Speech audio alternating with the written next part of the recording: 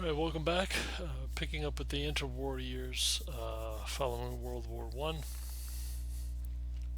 beginning really in the 1920s in India to start out. This decade marked an era of potential empowerment, where you have calls for independence beginning to emerge early in the decade.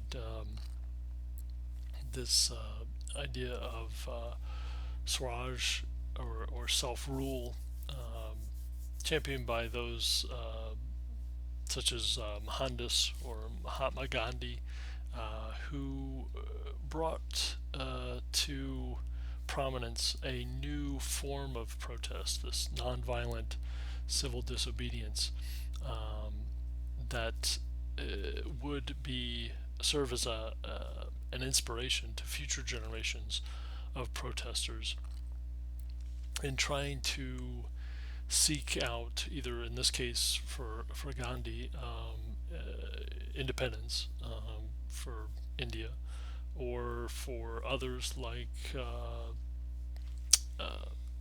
Martin Luther King Jr. in the United States in the 1950s and 60s. He would use this to, of course, try and achieve social justice and equality for African Americans throughout the United States. There is in the West, as I mentioned before, that this era of disillusionment that sets in rather rapidly during the 1920s. It is a time of material culture, a time of excess, a kind of live for today mentality. Um, there is a last gasp, you might say,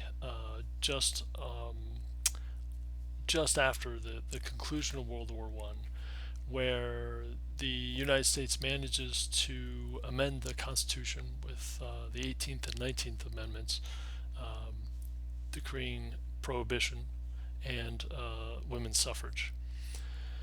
These are really what you might say are the last gasps of moral order that was experienced during the previous 2 decades in their progressive era.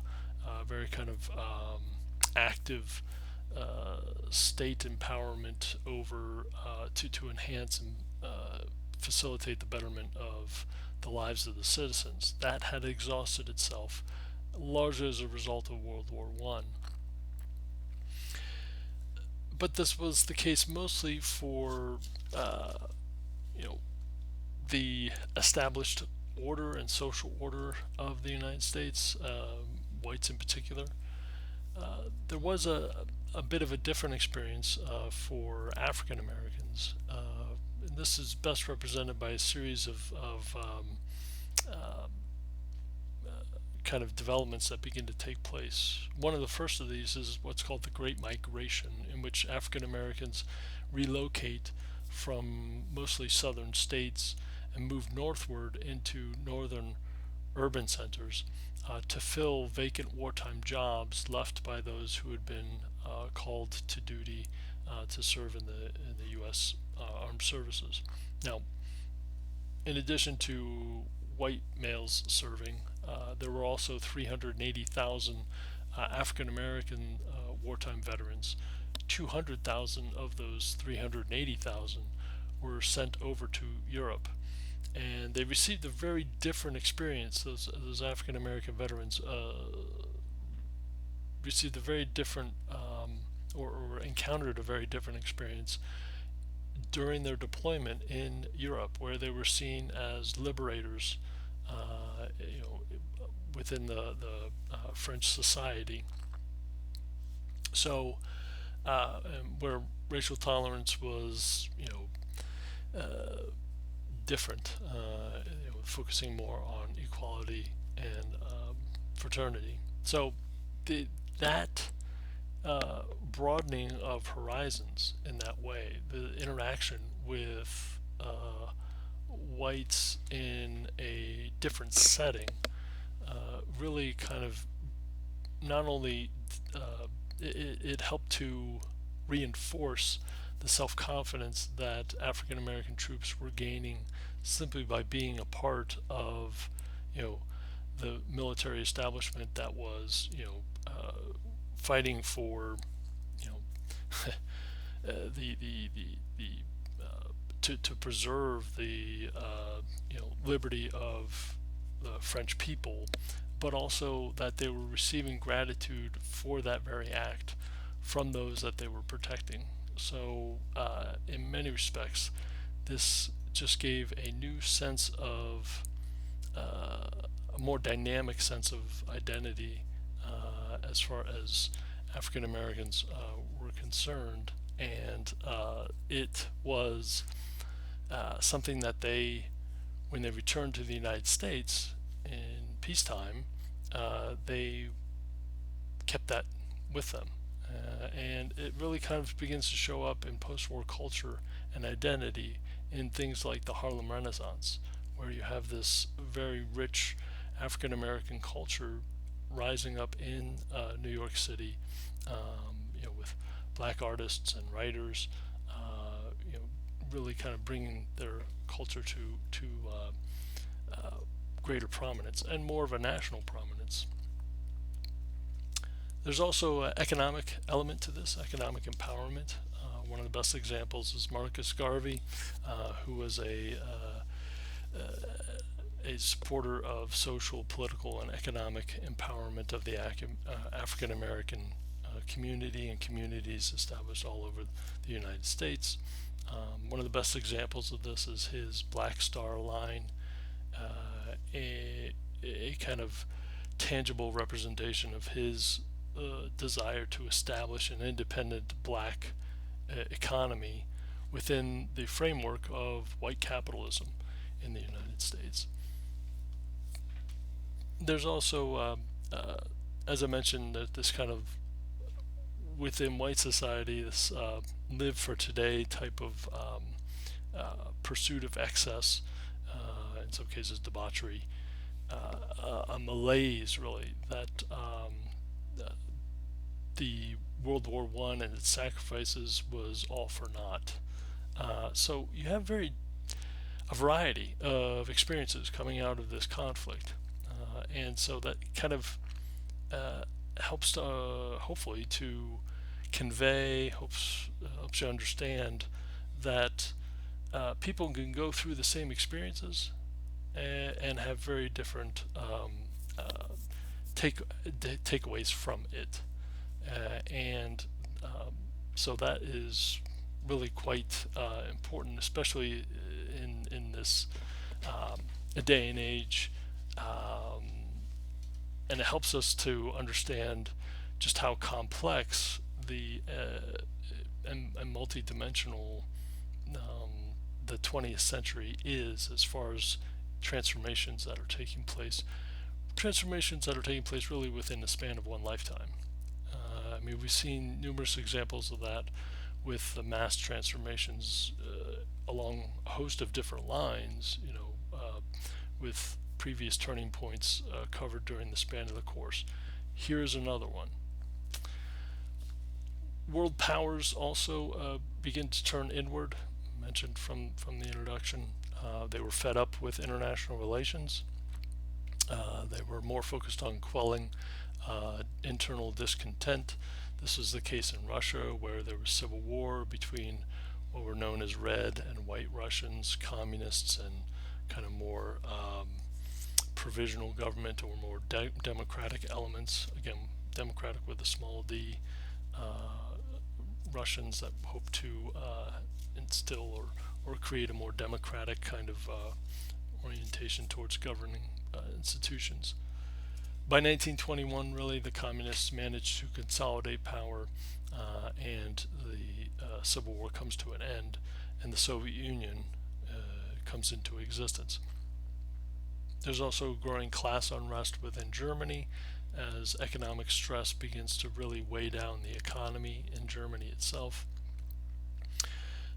which is not helped by the Great Depression, which we'll talk about.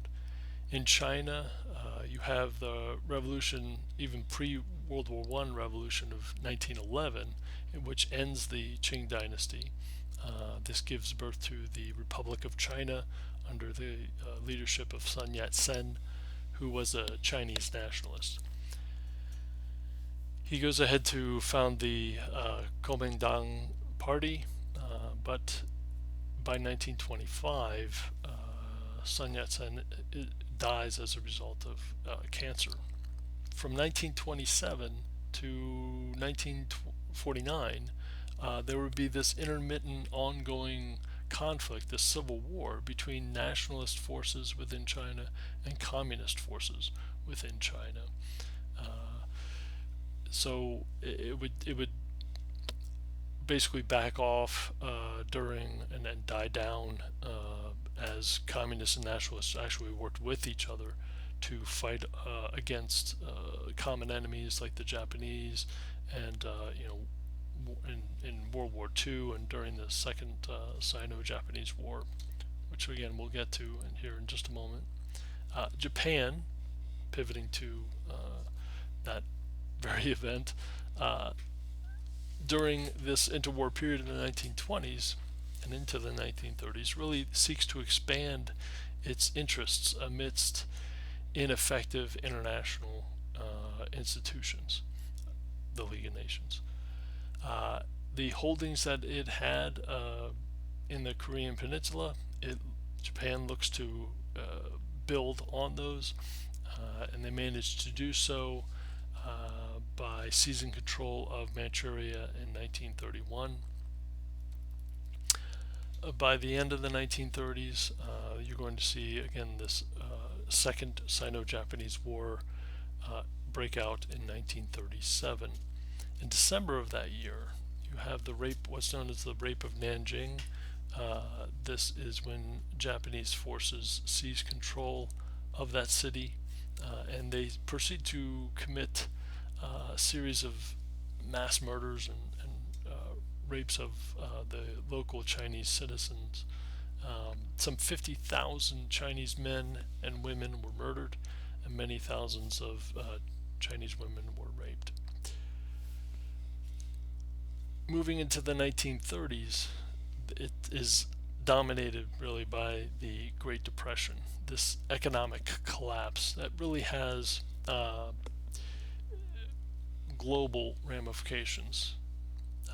In 1929, you have the stock market crash in the United States, but it should be noted that there were certain sectors of the American economy that were suffering even as early as the mid 1920s, particularly the agricultural industry, suffering a series of poor pricing, poor yields as far as harvests were concerned. Now, in 1929, with the crash in stocks that took place, the government immediately kind of had a reactive response of passing legislation. The most severe of these was the Smoot-Hawley Tariff of 1930. This was a protective tariff, a reactionary response to economic crisis. What it did is it immediately raised taxes, raised tariffs on foreign imports coming into the United States to try and have Americans buy domestic made goods in order to support and prop up American businesses. Well, what happens is that when protective tariffs are enacted by one country, they are retaliatory tariffs are placed on American goods trying to be shipped overseas to foreign countries. And this has a catalyst or kind of again a domino like effect worldwide. So it actually makes the depression worse in certain respects because now the domestic market, Americans themselves can only consume so much. The international market was taking on goods from the United States, willing to purchase goods made in the United States, but once these tariff policies are pursued, that all comes to a screeching halt. By 1932, the U.S. gross national product was cut in half. Unemployment hit as high as 25% in the United States, and it again is going to just simply reinforce and intensify isolationist impulses. FDR's Franklin Delano Roosevelt, the U.S. president in 1932, he's going to win that election and on a campaign of promising a New Deal for Americans. And in his first 100 days, he is going to enact, aggressively pursue establishing government committees and government infrastructure, essentially bureaucracy, to try and use government funds to sponsor programs to keep people employed, to see them through this economic hardship until the private sector can pick itself up and begin to take over, the the day-to-day business of employing people and producing goods that are going to market and being bought. All sectors of the economy are affected by FDR's New Deal programs. I mean, there is just a a host of legislative activity that comes in this basically 3 month period following FDR's taking the oath of office. Industry, agriculture, artists and writers were put to work, Forest Conservancy, and many other programs were put into effect to try and get the country moving economically, really by any means necessary. This is often referred to as pump priming, where if your well runs dry, then oftentimes what you end up doing is to pour water into the well in order to try and create the vacuum necessary to draw water into the well to extract the water from the earth, from the aquifers. So the philosophy translated into economics is, well, if you inject money into the economy, then that money will get more money flowing and moving through the economic system. It had limited success. The United States is really not going to come out of the Great Depression until World War One, and World War One is really going to be the catalyst for ending the Depression. The reason for that really is because of all the policies that were put out in the early and middle years of the 1930s by by Roosevelt's administration. The sum total of government spending on those programs did not meet the amount of military spending that the U.S. put towards World War II. So, you know, there are some that the conclusion you could draw from that is that FDR and his advisors didn't put enough money into circulation in order to try and get the economy back on its feet. That it took large allocations of funds, like on the magnitude of a wartime type of spending that was needed in order to get the country through the Great Depression. There's some truth to that. It's a bit of it's a bit maybe overgeneralized, but the argument could be made. So it historically, it's probably best to say that wars are very good at reversing economic misfortune. So if you're going through economic hardship, one of the best ways to get out of it is to declare war and begin to have that type of spending being put into effect. It should be noted that it's the government doing the spending, so it's um, but it's the government putting orders in to the private sector in order to get wartime goods, but it's still the government that's the one acting as the economic engine here. It should also be noted that there was an effort during the New Deal or within the New Deal programs to try and create some sort of social safety net. Again, during the Gilded Age and the economic misfortunes and depressions that took place in the 1870s, there was no safety net, and so people really, really suffered terribly during those periods of hardship.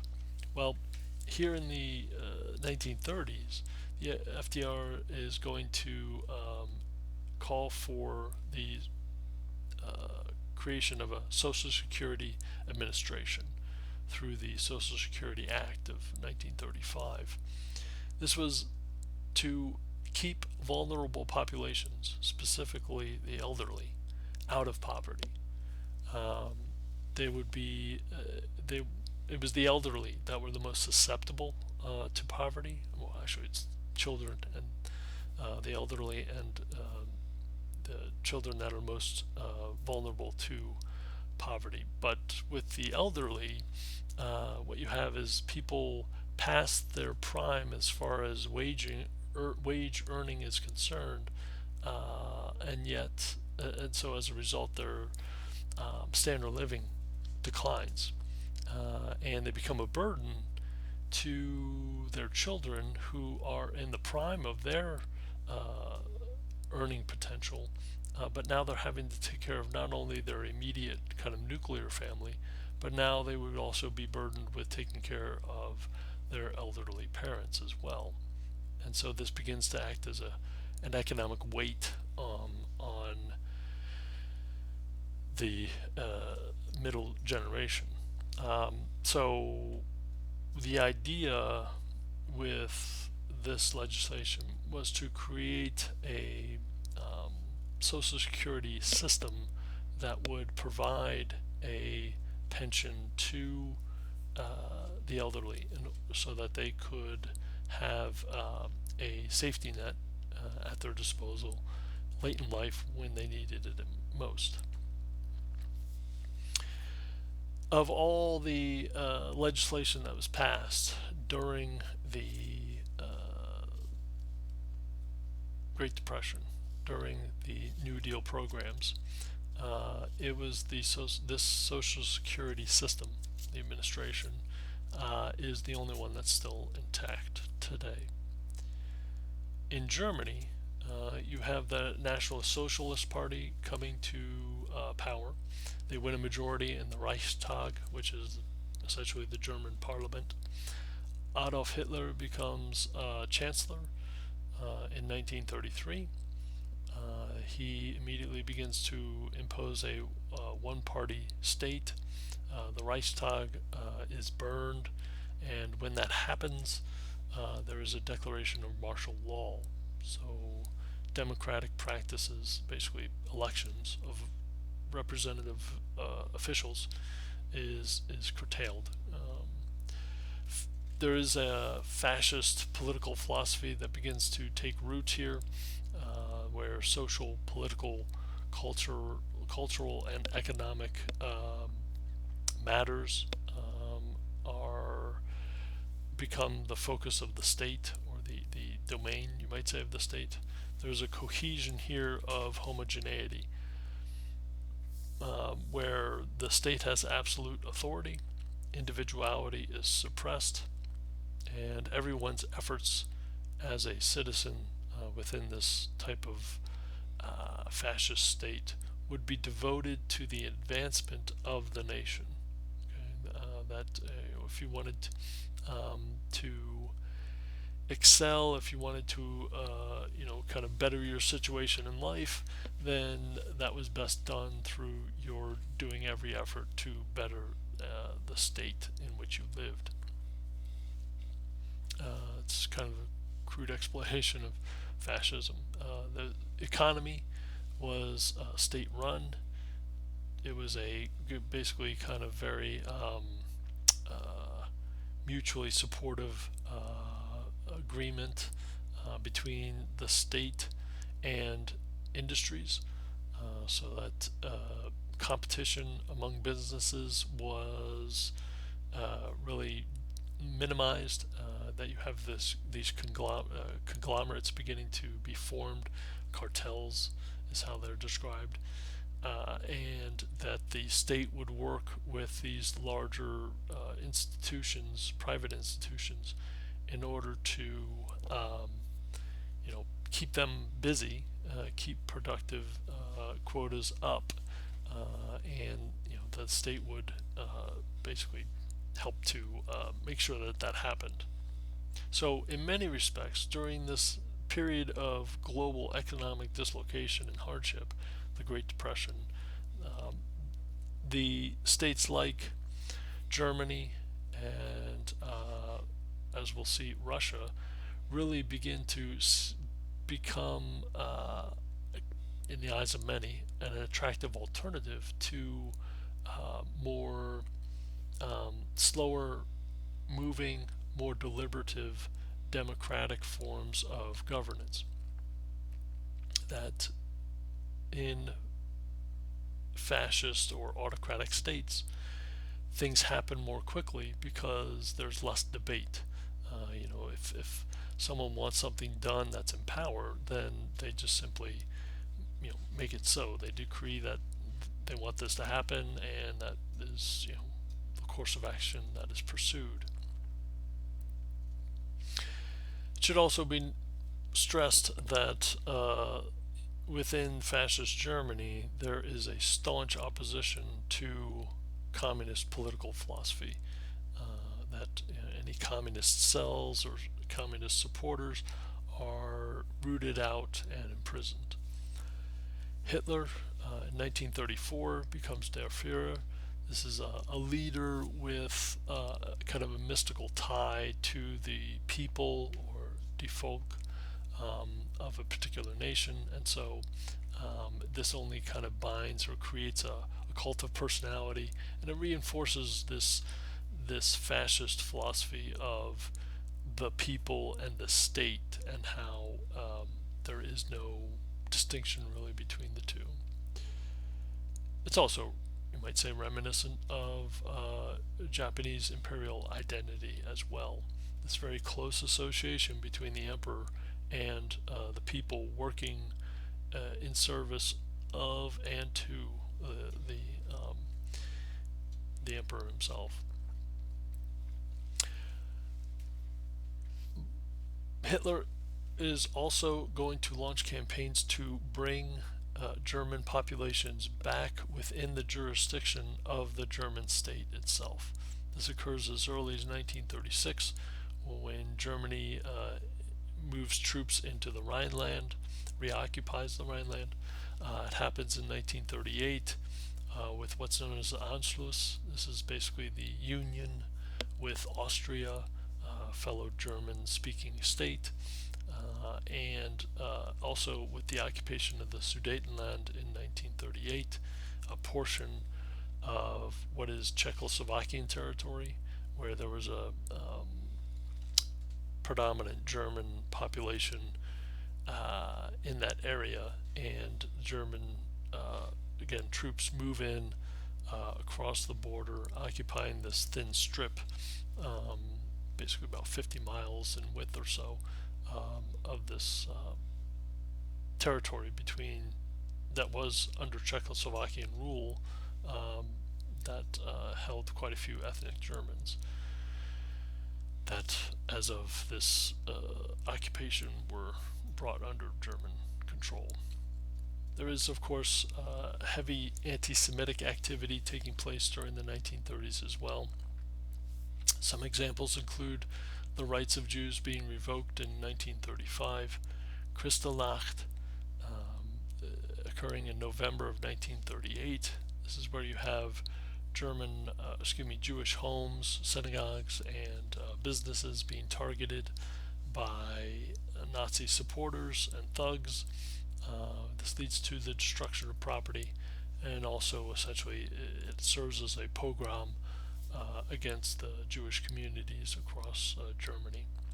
That had been characteristic, it should say, of other Jewish communities around Europe, predominantly in Russia during the 19th century.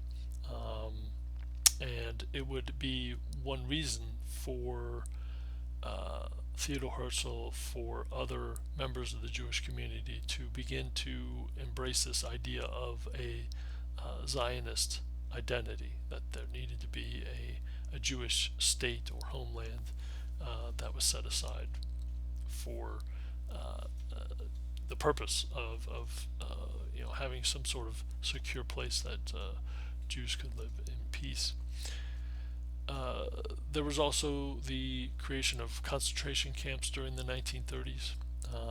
They were constructed to incarcerate those that were deemed threats to to Germany or its people. These included political prisoners. I mentioned communists a bit earlier. Gypsies would also be among that group. These kind of transient populations across Europe. Those who were mentally or physically challenged would be rounded up. Non-German populations as well. Jews would be included in this population.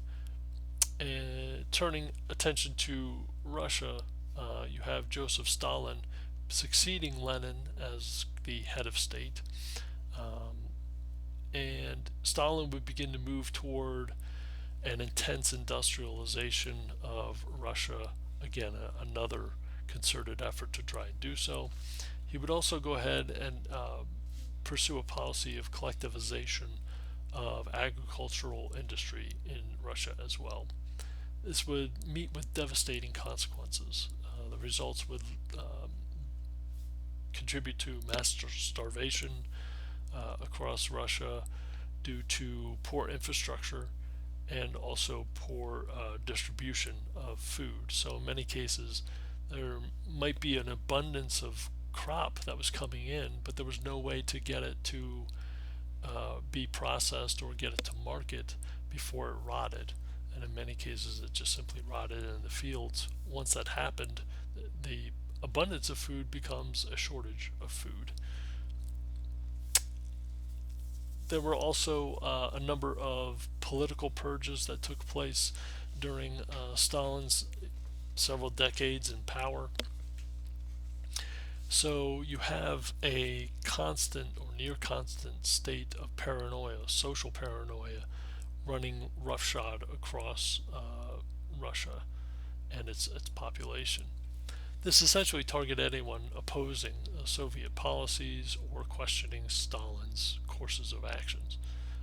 This could include bureaucrats, intellectuals, military officers, even rank and file citizens. And they would be rounded up and sent to work in abhorrent conditions in Siberia for the remainder of their days in many cases. Sometimes you would have people see to the end of their terms and be released. That was not necessarily a great number. But all of these factors, kind of in the aggregate, increase the likelihood of conflict. I mean, hopefully you can kind of get a sense of the storm clouds that are beginning to gather here. The highly fascist and intolerant views and practices being employed in Germany, the isolationist policies in many cases in the United States as they try and make their way through the Great Depression. Also in Japan, the expansionist kind of goals and the onset of the Second Sino-Japanese War. All of these factors are beginning to really kind of contribute to a sense of foreboding leading up to World War II. let me pause here before getting into World War II and rounding out the last kind of third here of our lecture. Right? See you soon.